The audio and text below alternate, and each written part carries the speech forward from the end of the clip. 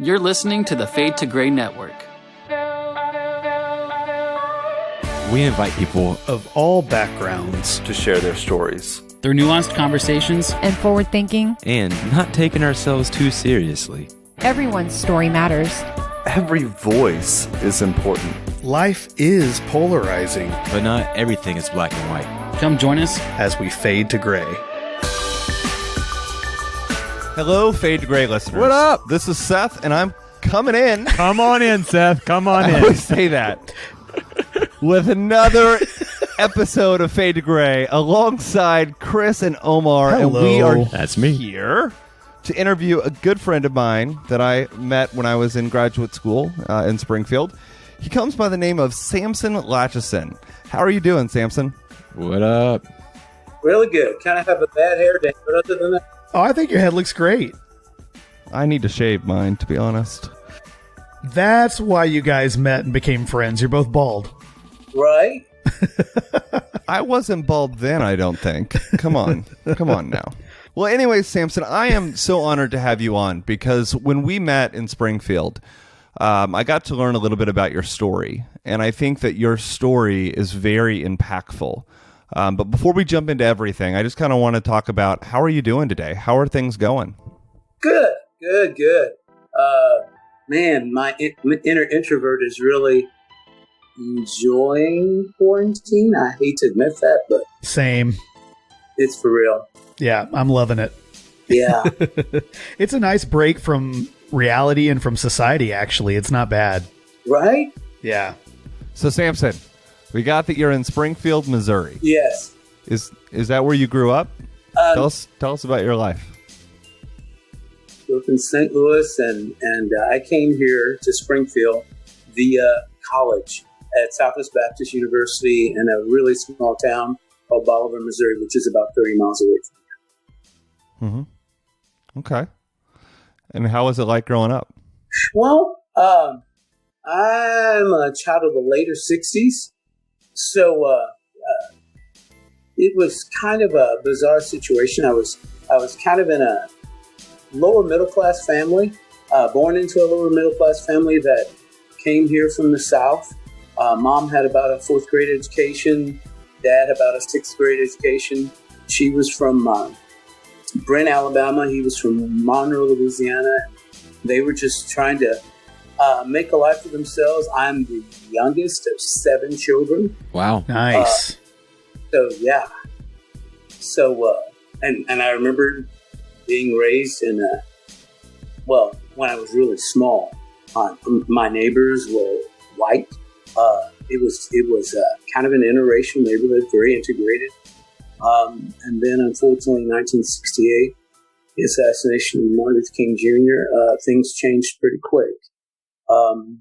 Young people in our neighborhood that were African American, many of them became a part of Black Panthers. It was a way of buying into self-empowerment, and things went a little bit crazy in the neighborhood. Many of the Jewish businesses were burned to the ground. Wow. Dude.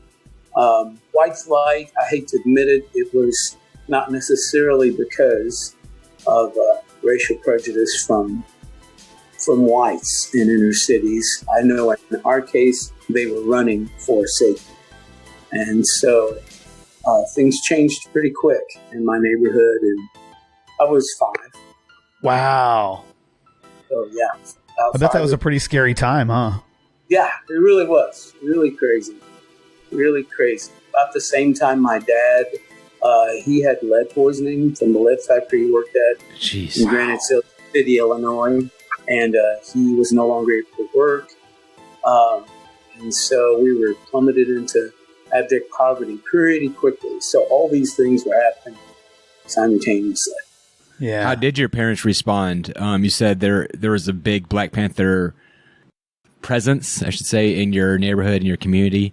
Is it something that you found was helpful, that you kind of bound together, found like safety and comfort in that, or is something your parents kind of steered away from because saw like the negative side of things?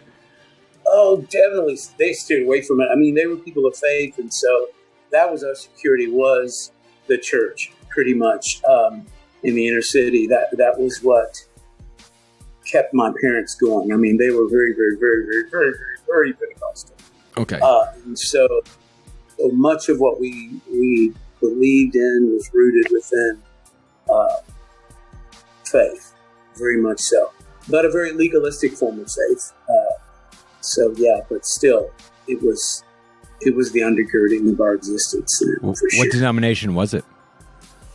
Church of God in Christ. Okay, yeah, right on. Yeah, I was AG for a while, so I actually got my license to preach with the Assemblies of God, and Church of God in Christ is the basically brother or sister church to Assemblies of God. A lot of the exact same beliefs and tenets and doctrines. I think the only difference is the speaking in tongues part, where AG says that's the only evidence, and Church of God in Christ is a little bit more open-minded.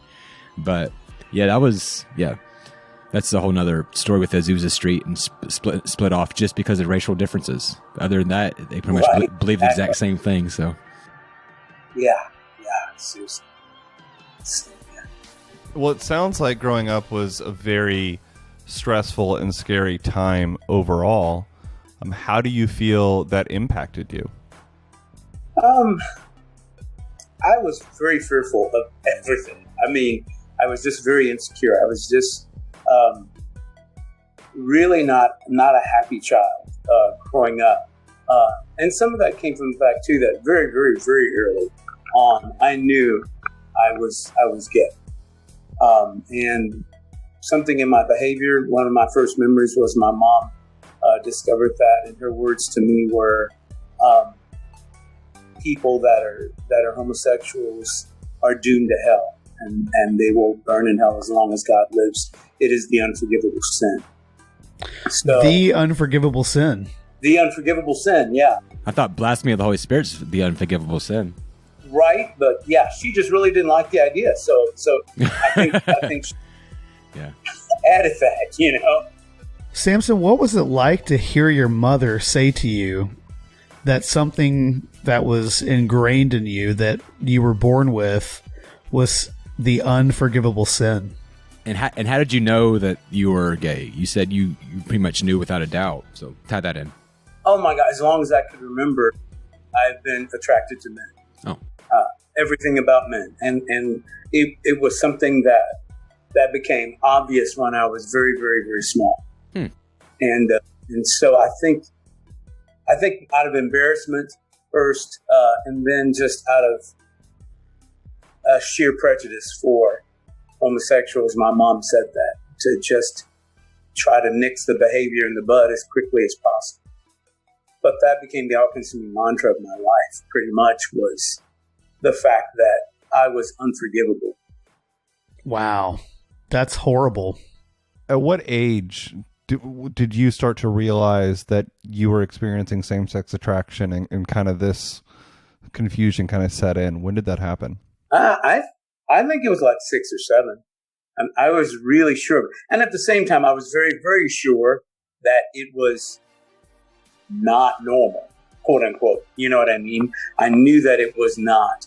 And so I tried to hide it as much as possible. But I mean, there was nothing about me that said anything different. I've always spoken the way I do. I've always behaved the way I do. I've always had the traits that I do. And so in the ghetto, in the inner city, especially during the time of the late 60s, early 70s, that was just not the presentation of an African-American boy growing up in the ghetto. Right. Yeah, I imagine that was a nightmare, between knowing that you have this sexual attraction. Yeah, your church you go to is telling you that it's a sin, you're going to hell. And then your community, your friends that you go to school with are basically, probably threatening violence at that point in the 60s and 70s. So, yeah. And so there was no quote unquote safe space for Samson. Exactly. And Man, not even at home with your parents. That's rough. Oh, yeah. Yeah, it definitely was. And at the same time, my mom, due to just financial difficulties, my dad not being, quote unquote, able to help her raise 7 kids, in this dangerous environment, my mom became more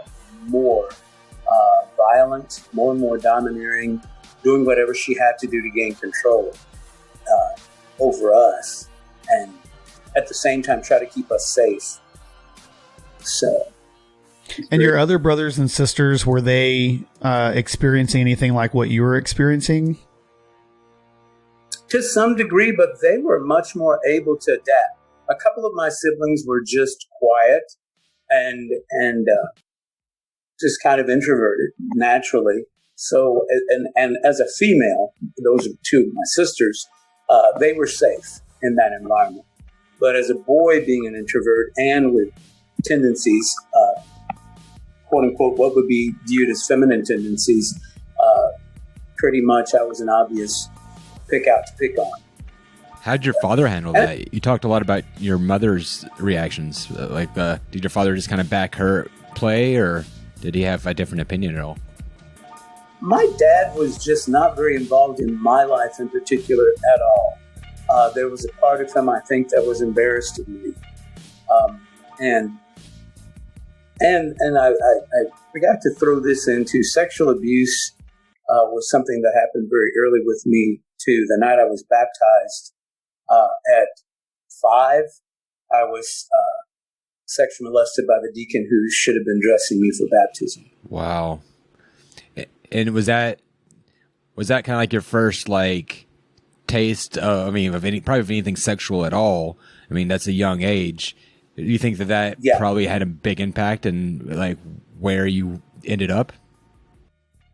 I don't think so, because I mean, literally as far back as I can remember, even before that, I can remember having behaviors that were somewhat inappropriate. And what I mean by that is my second memory is of praying to be saved in church as a little boy, standing there and crying, "Lord, save me, Lord, save me."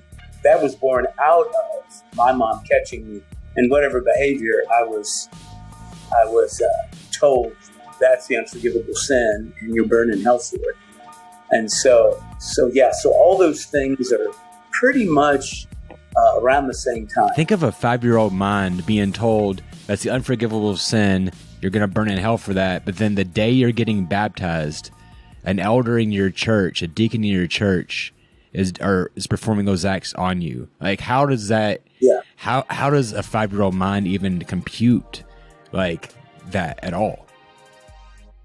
Yeah, I had a really weird dual approach with God. I both feared him and loved him at the same time, because I was raised that God is love. But at the same time, I do remember actually saying to God, "You can't protect me in your own house." And so I had a real love-hate relationship with God. I'll bet, yeah. That happened at age 5. How long did you keep that a secret? I was in my 30s before I ever told my mom. Yeah. Specific. She always asked me about it because the situation was my dad walked in while the deacon still had a switchblade held to my throat. He held the switchblade to my throat while he was touching me inappropriately. And What so the fuck? my pants up in time before my dad walked in on that. And so yeah. Holy shit. That's next level too. Yeah, that's not even oh my God. That wasn't just abuse, that was threat of violence. Yeah. He had a switchblade to your throat? This guy, I'm age sure, 5? surely he went to jail or something, right? Oh no, because I never told anyone. Yeah, but you can't be the only kid he did that to.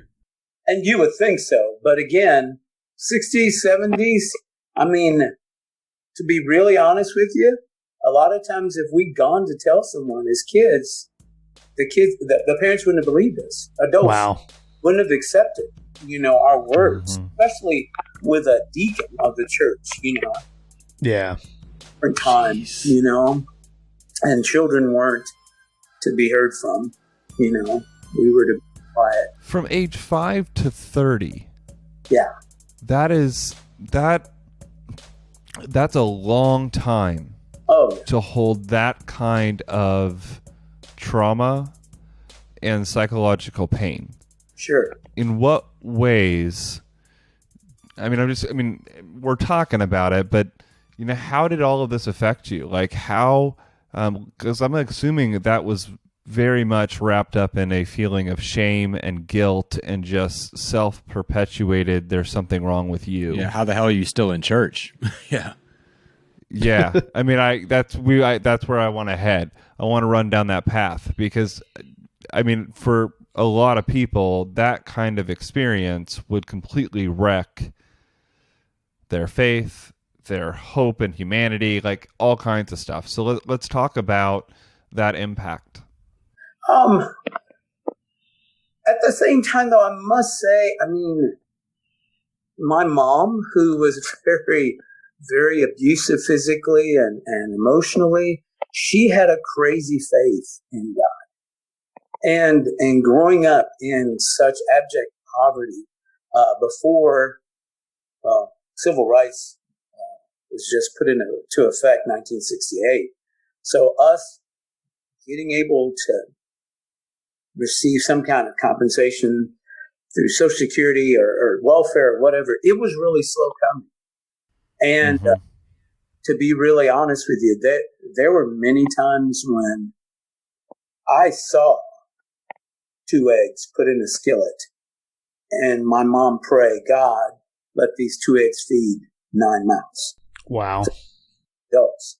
I'm not lying about this. I saw that literally one day in particular where she cracked 2 eggs and she said, you fed 5,000. I just need 9. And so please help me with these eggs, multiply these eggs. And 2 eggs somehow fed 9 people.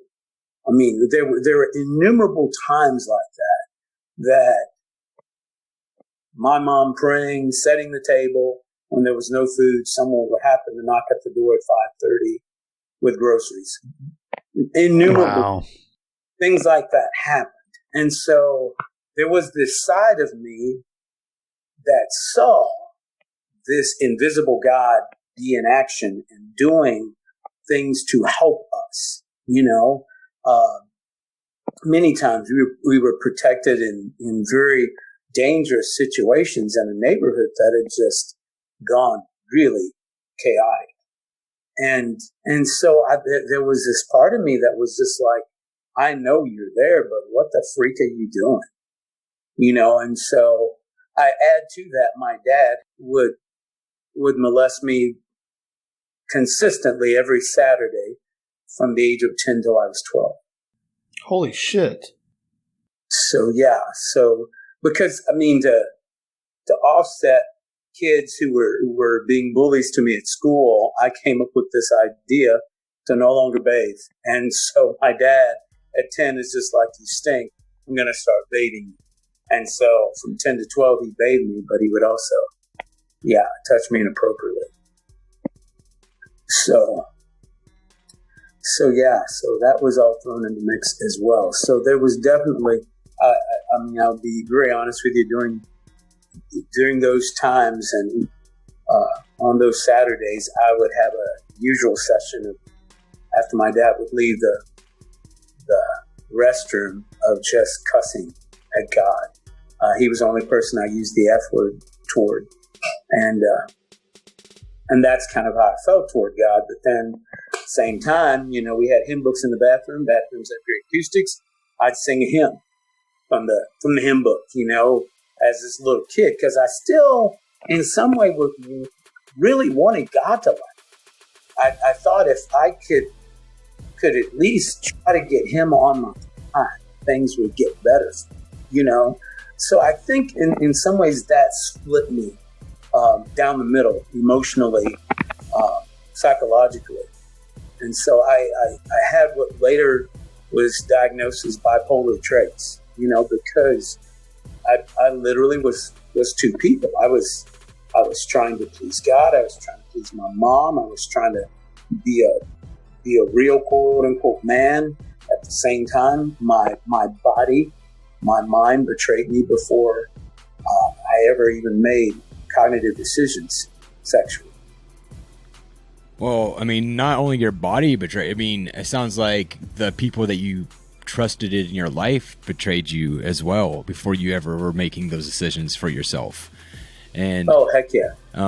Do you think with your father, this is something that like was more of an abuse of power sort of thing, dominance, or do you think that it was also like your father clearly had homosexual tendencies as well?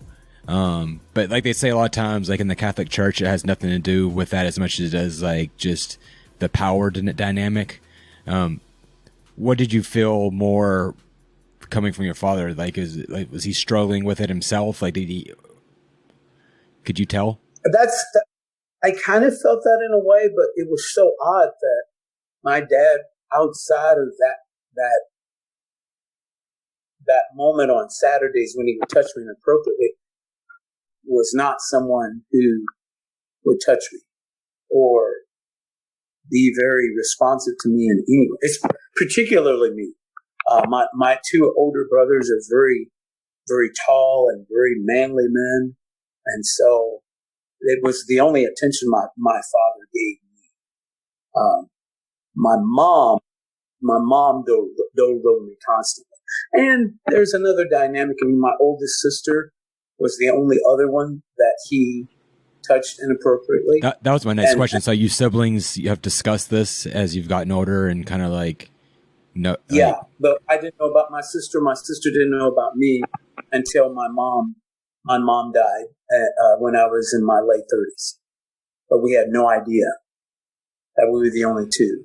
So there's no way. Did your desire to be close to your father, because everyone has that inherent desire to be loved by their dad, right? Did that desire almost make it seem like okay, so Samson, I'll share something personal.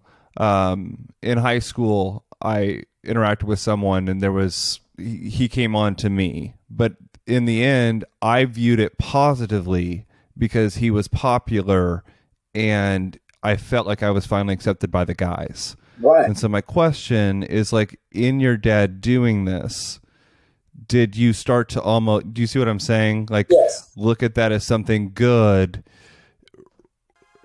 because that was your only way to really receive love from him, was in doing that. And did that mess with you psychologically? It was so hard because at the same time, my dad was an embarrassment to me because he always struggled with being lead poisoned. He was always sick. He was always weak. He was always, he struggled with being able to hold anything in his hand, and he shuffled when he walked, and so my dad was never someone I was necessarily proud of either, and so it was very difficult in any way to appropriate my dad as being someone in my mind that I wanted to be like at all, So it's almost like you didn't really even crave the attention from your dad. No. Gotcha. No, Gotcha. I really didn't. Yeah. No. Wow, that's rough, man. Oh. Yeah, I mean, some parts of your story, Samson, thank you so much for being vulnerable and sharing. And sometimes I don't know what else to say, but just sorry, man. Like, Jesus, like, sorry. Oh, I appreciate that. The crazy thing was, though, when I look back, there were those people all along my childhood that at least tried to impart love and acceptance. They saw something in me. They saw the abuse, they saw the hurt, and they tried. I mean, I can think of a young couple, Fred and Doris Atkins, when I was... Those sound like great church names, right. Fred and Doris Atkins. I think we all had a Fred and Doris Atkins in our church. Shout out to you, Fred. But they were college students, they were college graduates. They were attractive. They were good people, and they They really saw me as a child that needed support. And so I just remember them buying me my first Bible. And they would try to invite me over for dinner. Of course, my mom would have no part of it. She wasn't really into us getting to know other people very well at all. She never was into that. I can remember Sunday school superintendent, I guess. She was the lady that just supervises Sunday school. And her name was Mrs. Young. And every Sunday she would try to leave one extra donut just for me and her to have, and she'd sit there and she'd try to talk with me and interact with me before service began. And I was just so afraid of adults. I couldn't open up to her. I just remember so many times she would say, "Samson, you can tell me anything. How are you doing?" Wow. And I just couldn't do it, Yeah, of course. Yeah. My 6th to 8th grade principal, Mr. Laddie, was the same way. He'd meet me at the gate, walk me to class. He was constantly trying to just interject positivity. "Samson, you can do anything. You're a really great kid. I love having you here at this school." And so he was just another person. At the same time, though, again, as a child that's in an abusive situation, I just struggled with trusting any of those. And so, but I look back at those people, and they really gave me a reason to keep going. So. Well, that's at least there's that balance there. Let's unpack some of this faith a little bit more, Samson. So, wow, you grew up in the Church of God in Christ, Right? Are you still a member of the Church of God in Christ? No, not really. And in fact, my parents, when I was 14, they went back to the Baptist Church. National Baptist Church, Black Baptist Church, which was also very Pentecostal, that we were raised in. And so after that, I went to the Southern Baptist School in Bolivar, and was really just trying to find truth, and because I believe God was a God of love, but to really unpack the truth of who God is. Being in college was really helpful to me, because then I was able to just really read scriptures for myself, to see a God who is a God of love, to see a God who is a God of hope, to see the Jesus that was touching the leper's sores before he healed him, to see the Jesus that would hang out with the Roman centurion, blah, blah, blah, blah, blah, on. And all of a sudden I began to kind of see a more gracious God, but at the same time could not see myself as being forgivable. That mantra was still playing out in my head.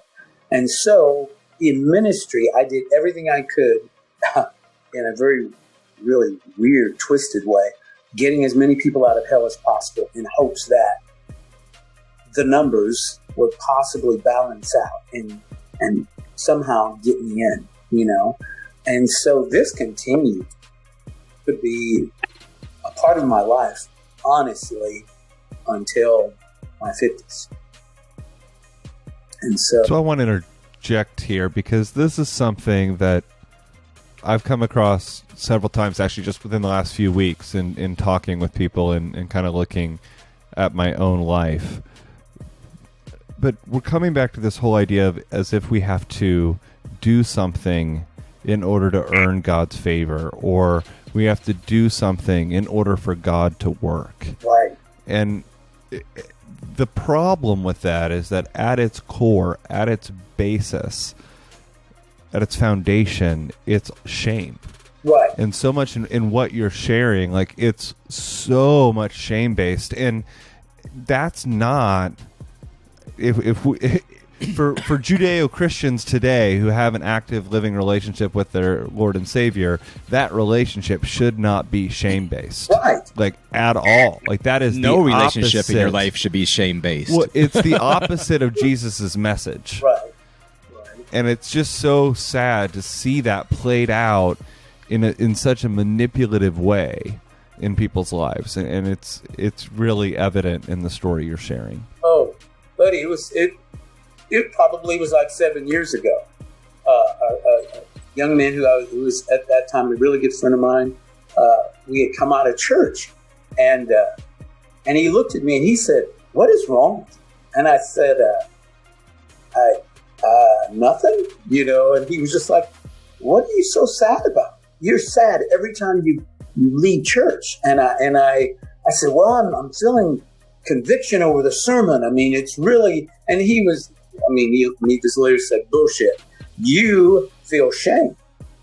You feel shame. You don't feel that you, as a gay man, is acceptable in a community of believers. You don't feel like you ought to be around." He said, "That's wrong." He said, "That's so wrong." He said, "Would Jesus say that to you?" And I mean, it took me all those years, and to be honest with you, there's still sometimes that I have to talk to myself, because I can leave church on any given Sunday with a feeling of, man, I want to at least be a good person, when I know that's not the real thing. But it was something I just lived. That was a mantra that I lived by for so long.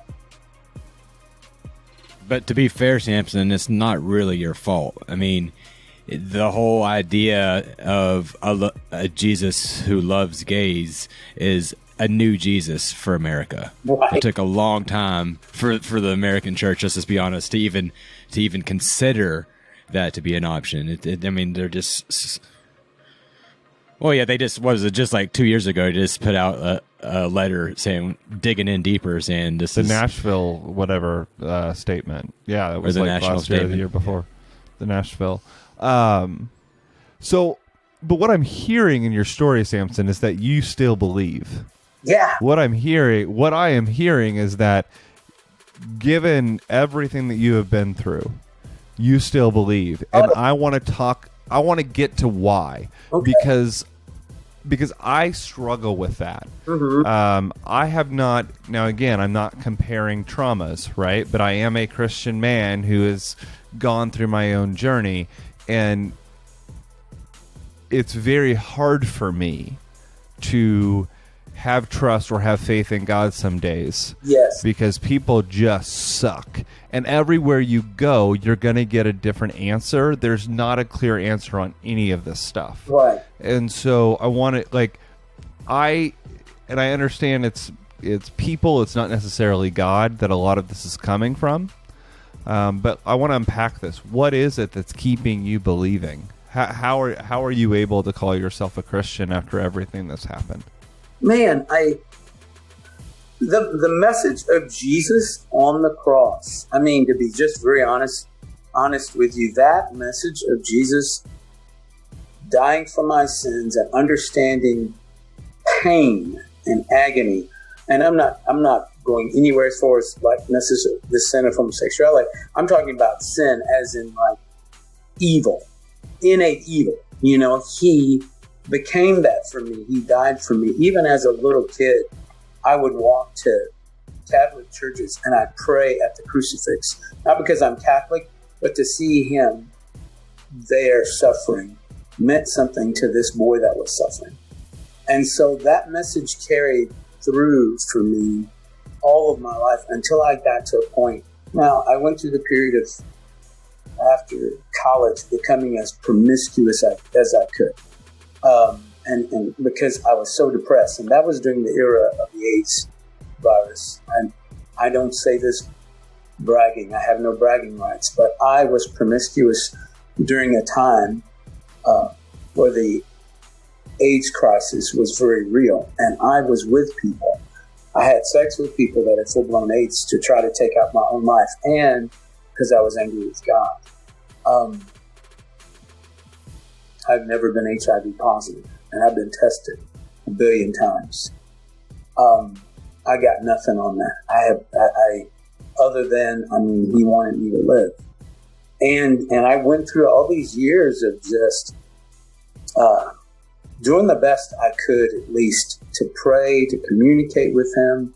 In my heart, some of that still was just because I thought I was supposed to do it. But there was always a flicker, a flame, a desire to continue to communicate with him, to stay with him. And then about 10 years ago, I met a pastor who was just so willing to love me unconditionally. He was the first pastor that I met that just really wanted to be friends with me, wanted to know about my life, found as many details as he possibly could about me. And in that, about that same time, a couple, Steve and Berna Prophet, thought they wanted me to join them in starting a coffee house ministry. And this was after a really big situation where I had an emotional collapse. Ended up being diagnosed bipolar 2, psychotic features, put on all these medications, ended up in inpatient treatment for a time. And in fact, let me just talk about that real quick, because it was a Sunday where we were sitting there at this psych facility, adult psych facility. And one of the guys just jumps up and he says, "Where's your fucking God?" There's no God. There's no God. And he pointed to each one of us and he said, "Where are your preachers? Where are your pastors? Have any of your pastors come here to see you?" And when he said that, we all shook our heads and he says, "See, there's no God. There's no God." And this woman sitting next to me, she says, "I want to believe in flannel board Jesus." And it was really a weird statement to make. We're sitting there in our gowns and our slippers and all that stuff. And because we couldn't even have shoestrings. Most of us had suicidal IDs, including me, when we were admitted. And we said, "What are you talking about?" And she said, "The picture of Jesus that the Sunday school teacher would put on a flannel board, and he would be holding kids in his lap." She said, "I want to be one of those kids." And for one reason or another, that statement just resonated with me and with all of us sitting there. I don't know who started it, because it wasn't me. I mean, I was on Haldol and everything else. I don't even think I could remember the words of "Yes, Jesus loves me," but someone started, "Yes, Jesus loves me." And for one reason or another, we all started singing that. And I mean, man, I'm getting choked up just thinking about it, because singing that song, that childhood song we all knew, was a truth that we all wanted to believe in. And I mean, for that moment, which was the darkest moment that I can remember, I grabbed onto that hope. Yes, Jesus loves me. And cried and felt presence, like I've never felt in a church or a revival or a seminar or yada, yada, yada. So I left that hospital not many days after that. Steve and Bern asked me to join them in this coffee house ministry. This was when I was not pretending any more than anybody else. I'd done the youth pastor stint. I'd done the youth evangelist skit. I'd done the worship leading, gospel singer, all that. I was just like, I'm done. I'm gay and I'm just about crazy, What do you think? And so I told Steve Prophet, the guy that did this coffee house, I said, "This is me." I told him the whole story. And he goes, "Samson, I didn't know that, but I want you to stay." And then this pastor that I told you about previously, I just began to run those thoughts through my head. Mr. Laddie, Fred and Doris Atkins, Sunday school teacher, this experience in the psych hospital, Jordan, Steve Berna, and I'm riding my bike home one night, and I literally just had a moment where I just was yelling out at God, "What do you say? What do you say of me?" And I'm thinking this whole time about what my mom had said. You committed the unforgivable sin. And as I said, God, what did you say? It was like all the verses that I grew up telling people. John 3:16, for God so loved the world that he gave his only begotten Son. You confess your sin, he's faithful and just to forgive you of your sin. All the 1 John 1:9, all those verses started flooding in my mind in just one word: forgiven. Forgiven. I am forgiven. I am this, I am that, but above all things, I'm forgiven. I'm accepted by God. I belong, you know? And I can't, you guys, I got no theological backing other than the fact that one freaking word, forgiven, answered a whole life of hell. And that's why I'm still here. This is why I still believe. I mean, good grief. The one thing I know, Preach, man, is I'm loved by God and I'm forgiven. And so, yeah, so I live with that. That's been my life support system. Samson, I would like to say one thing real quick about what you just said. Okay. I'm not a Christian anymore, and I have spoken on this podcast to theologians, Pete Enns, Brian Zond, and I've asked them the hard questions that they can't answer. Okay. Your response right now moved me more than any of those guys ever has, and actually made me go, you know what? I can't fault this guy for trusting in God because it saved his life. Mm. So I'm done. Definitely. I mean, yeah, you shut Chris up, and that is Yeah, that's not ever been done. That's a feat. Yeah, that's a feat. How many for episodes sure. do we have out? That's never been done. Damn near 100. Yeah, well, if you count movies that molded me in mental, I don't know. Anyway, so Samson, thank you for that story. That was powerful. I there's nothing to really say to add on or take away from it. One thing that really stood out to me that I thought was interesting, the connection to just the simplicity of the Bible verses, like the simple song, Jesus loves me, for this I know, you know, like little ones, you know, like I had to add, you know, some colors every once in a while, but, and brown. but I had a very similar experience, I think, for one of my more impactful conversion points in my life. Like, it was like just that realization that, like, he loves me. And it's the same thing. It's like, you just, like, I've deconstructed a lot of my faith, and I've had a lot less shit happen to me in my life than you have. If I'm gonna be just honest about it. But that's the thing that I've boiled down to is what you said about the faith and the hope. If just that alone is worth it. I mean, heck yeah. There's no excuse for your dad or for the deacon or for the thousands of others who have shared similar experiences, you know, in religious organizations and people that they've trusted. But I'm impressed with your willingness to stick with it. I mean, you went to Bible college for all means, and still like full of shame. Like, I'm curious about like why you chose to go that path. Like, you thought, like, was it just because you're just trying to get to heaven because you just the whole time was just the number game? Oh, definitely. That was right up there. And to be really honest with you, I just wanted any way out of St. Louis, Missouri. You know, and I just happened to see those cards in my guidance counselor's office for what was in Southwest Baptist College, Bolivar, Missouri. And I was just like, bam, I'm gone. You know, it's not far, but it's not here, you know. So, yeah. I want to talk about the story you shared at the Potter's house. It's the Potter's house, right? I'm saying that correctly, right? Yeah. So that's actually how I know Samson. I used to go to the Potter's house pretty frequently when I was in graduate school. Is that a like on Grindr?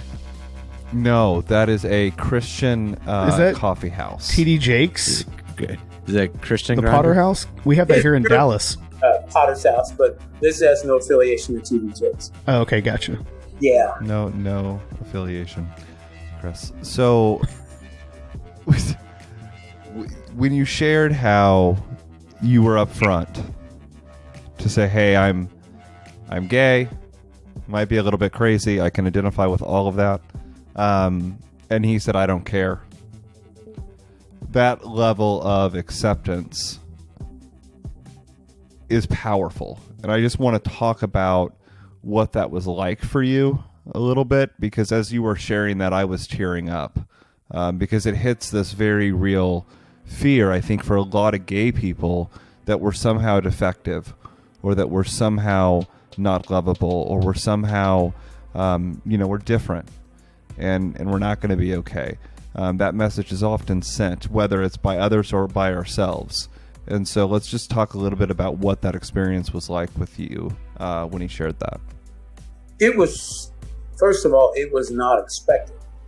I would often be honest. At that point in my life, I was all about being transparent to scare people away.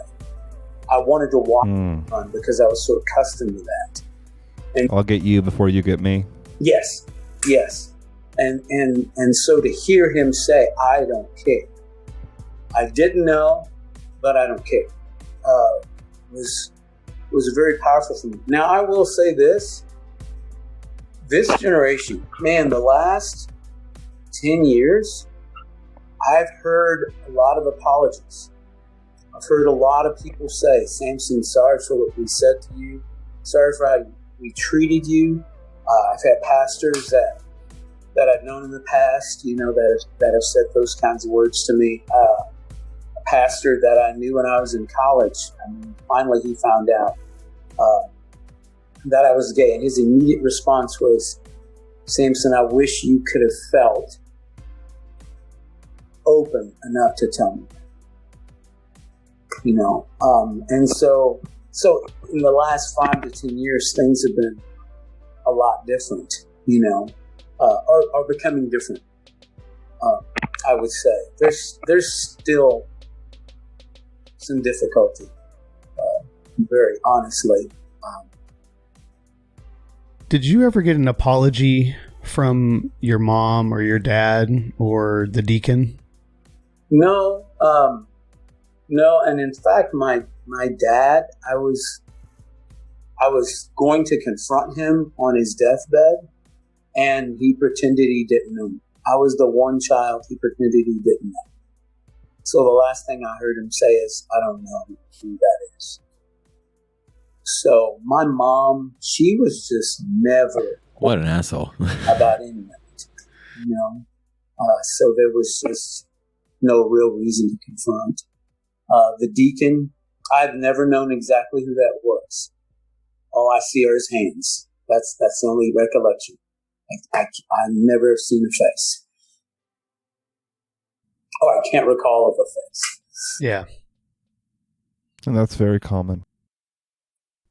And that was another big step, too, in my recovery, my personal recovery, was choosing to forgive, even though the whole closure thing was never real. I sure appreciate psychiatry, but I still think even in psychiatry, there are terms that are too Disney. Closure is one of those. Closure is just not a real thing. No. You just have to make a choice of what you're going to do when you don't get that closure, when you don't get that person to admit, even when you're trying to appropriately confront. This is my life. Andrew J. Latchison Sr. and what he did shouldn't impede my ability to continue on, because he refused to be honest. So I think that even in the world of psychiatry, something we really need to be careful of. And that's something I try as best I can to help other kids that are abused. You may never get closure. You may never get the abuser to be honest and forthright and admit what they did was wrong. You have to, for your sake, release, forgive, whatever terminology you want to use for yourself. You have to let it go. Yeah, Samson. So you just mentioned something about whenever you speak to kids that maybe have gone through similar situations or have been abused. What are you doing these days? As far as that goes, or as a job, Or just in general, like, because it sounds like, I mean, you get an opportunity to like do ministry or get to help kids or something like that, or just Heck yeah. just in general too. I'm just curious. You know, what are you doing with your life? well, I'm still a barista at the coffee house Potter's House, but at the same time at Potter's House, we get to do a lot of one-on-one. Some would call it discipleship, some would call it mentoring, and we get to do Bible studies, which, man, my background and Steve, the gentleman I mentioned to you earlier, our backgrounds are very different from the classical Christian backgrounds. And so we try to implement as much as we can in real life into this new generation of who we believe Jesus is. And then I volunteer at a facility for youth called Lakeland Behavioral Health. I worked there for about 17 years in all. And then about 7-8 years ago, they let go of all of us old dogs. So on the day they released us, I raised my hand and asked if I could volunteer as chaplain. So on weekends, when we're not in a pandemic, I go to Lakeland and I do chapel for about 6 different units. And can we just be really quick for those who don't know, Lakeland Behavioral Health? I mean, that's a tough crowd. These kids are going through a really hard time, and so that's a job that I wouldn't probably do because I think it would be too difficult personally. And so the fact that you do that, that you did that for so long, something now that you're a chaplain, and really, it sounds like making a connection with these kids and really helping them. I think it's incredible. Oh, I've loved it. They've given more to me than I think I've given to them. And also, I mean, a few years ago when I was working there, they're watching them be honest about their abuse really kind of helped me. It really did. So, Just wondering, you mentioned the pandemic too. So does the Potter's House have an online presence then? Or are you guys able to continue to like keep in contact with like some of the relationships that you're making there? Or we do calls and texting, and we're going to do some things online pretty soon. But man, I think it's great we have technology, but I think people are just over zoomed right now. I think so. I've been doing a lot of calling and texting and that kind of thing, just individually. You know, as much as I can with those that I have connections with. You know, to just maintain that because yeah, everybody's going live every day, every hour of the day. So I'm trying to keep it as personal as I can right now. With them. Absolutely. Well, Samson, you know, I think that this has been an incredible story, and I'm so thankful that you shared it with us. And for anybody that might be listening who's struggling with what you've gone through, what is an advice? Like, what is something you would tell them? Because it's difficult. I mean, there's no way that this can be easy, right? So, as a veteran of this situation, how would you steer them? Like, what's your advice for them? I just feel as if everyone has someone in their life that they know they can trust, that has in times past given them the idea that I'm here, you know. And I would just say this: my problem was there were people that were willing to listen. I just wasn't as willing to open the door. And so my first piece of advice would just be to, if you see that person who's been consistent in your life, that you have history with, that's inviting you to open, you have nothing to lose. I mean, it's be free. Free yourself by just, first of all, allowing them to extend love and acceptance to you, you know? Number two, I just really would avoid isolating during this time in particular, because this is a time where people are spending a lot of time. Yeah.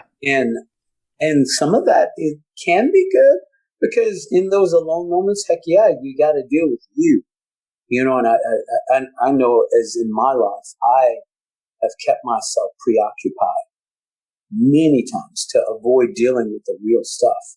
And so, yeah, so there's that time, but man, you got to avoid isolating. I would also encourage people to give faith a chance. And what I mean by faith, I'm not talking about listening to a live church session. That would be great. That's great and everything. But I would really try. Because you again have those alone moments, to open the door of conversation with God. And I am serious. Be real. Psalms 22 says, my God, why have you forsaken me? Why the freak do we think we always have to say our Father? Why can't we just say what we feel? Jesus said, Psalms 22 on the cross, probably. Why can't we just get real with how we actually feel with God and say whatever we need to say? I think prayer has to be a conversation. Prayer has to be dialogue, or it's nothing at all, and so yeah, I would say this is a great opportunity. Lastly, I would say forgive yourself. Forgive yourself. Set yourself free from shame. Set yourself free from blame. These are the ways to freedom, but these are just the beginning steps. But the things I just mentioned were the most important things to me. Well, thank you so much for sharing that. That was powerful. And again, I just want to thank you so much for coming on. This was a valuable conversation. Well, thank you guys for letting me. Seriously, I really appreciate it. Yeah, Samson, it's been a pleasure. Really has. Thanks for being open and honest, and take care of yourself, man. And good luck with Potter's house, and good luck with Lakeland. Well, thank you. Thank you so much. And listeners, stay safe, stay healthy, and stay 6 feet away from each other. Later. If you can. And wrap. Wow. Samson's story was heavy at times, and I was not prepared in the least for some of the things that came out during his story. You can hear mine and Chris's reactions as things went on. If you need to process anything you heard, would like somebody to talk to, please reach out to Fade to Gray on any of our social medias, Twitter, Facebook, Instagram, all the socials, or join our Patreon. For as little as $5 a month, we have a Marco Polo group. It's really a community, a family, talks daily. It's a lot of fun, good group of people. Please come, feel free to process with us. We'd love to have you. If you like the podcast, but you can't support financially right now, that's okay too. We would love for you to go to your iTunes or Podbean app and give us a 5-star like and review. That would help out a lot, getting us more recognizable in the feeds. So thank you very much for listening, and have a great week. Later.